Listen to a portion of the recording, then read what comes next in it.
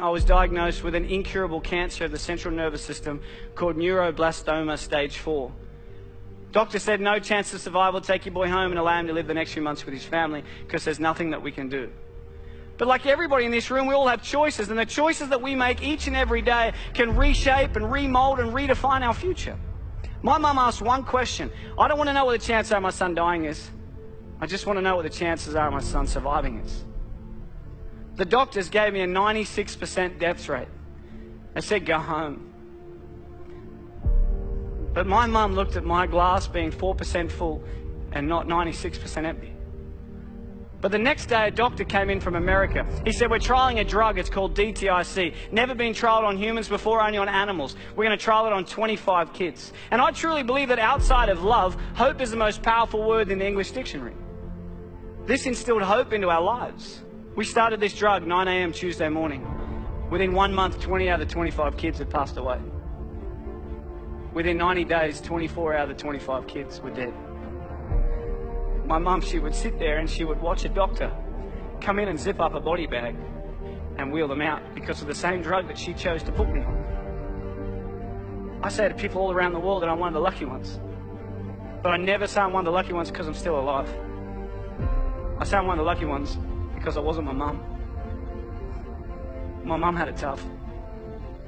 She had to make a choice to inject the drug into a child that has killed everybody that had ever taken. Until one day I was finally allowed to go home.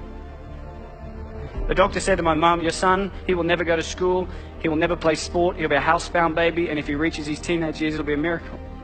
But we believed in miracles. And my mum wanted my dreams to come true. When I was lying in hospital, my mum bought me a Velcro glove and a Velcro ball. And she'd sit at the end of the bed and she'd lob the ball at me, I'd catch it and I'd throw it back. Till she gets further and further away until eventually I said to her, I have a dream, and that dream is to one day play baseball in America. And people laughed at me. Nobody in your life will tell you what you can do. They'll only ever tell you what you can't do. My dream was to play baseball in America, and I wanted to do everything in my power to make sure that happened. And there was a lot of hiccups along the way. I had my first heart attack when I was 12. I had glandular fever, I had bacterial meningitis. But people kept telling me I wouldn't do it. So it made me work really hard to make sure I could do it. I was lucky enough at the age of 17 to sign a contract and live in America and play baseball.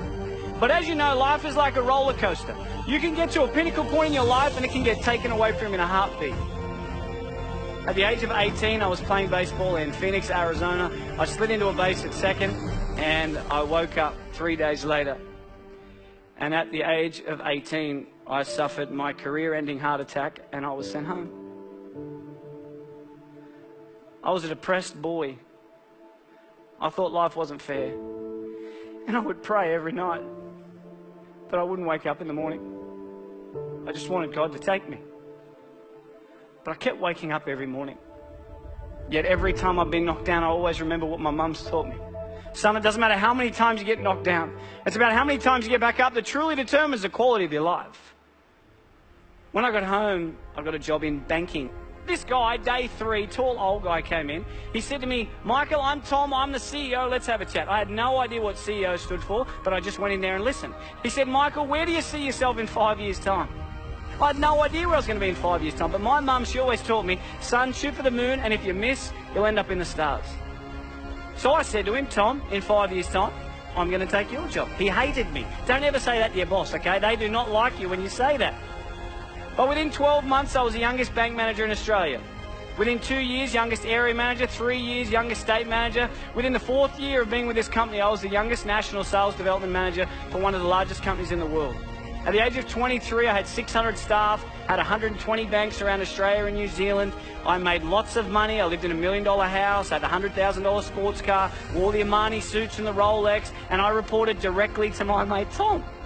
But can you imagine if we look at success not about the materialistic possessions that we can take from this world, but rather what we can give back to this world that makes it a better place than what we found it? I was fortunate enough to be in a position to be able to do something for the most inspirational, the most influential, and the most loving person I've ever met, and that was my mum. On June 16 last year, I was lucky enough to put a pink ribbon on a door to a brand new home. And I got a chance to buy my mum a brand new house. to be able to give back to someone that has sacrificed so much for me is without a doubt the greatest gift. It puts a smile on my face knowing that I've been able to help her. And when I was 7, I heard through the curtains the doctor say to my mum, he will never go to sport, he will never play baseball, he will never ever go to school, and if he reaches his teenage years it'll be a miracle. And my mum, she walked out, and I said to her as if I didn't hear, what did the doctor say? And she said, everything's going to be okay, son. When I was 12, I had a heart attack, and the doctor said to my mum, he will never play sport again. She walked out, and I said, what did he say? And she said, everything's going to be okay, son. And earlier this year, I finally got a chance to return the favour. Unfortunately, earlier this year, the doctors found 4 tumours in my throat. I've never seen my wife cry so much in all my life.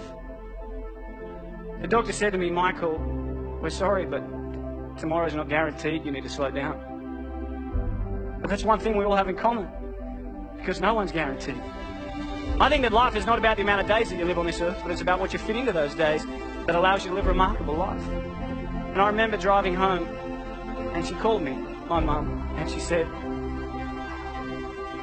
Mike, what'd the doctor say? And I said to her, Mum, everything's going to be okay. Every one of us, every single day, is blessed with the air that we breathe, the opportunities that we have. I challenge you every single day to get out of bed and do something that your future self will be proud of.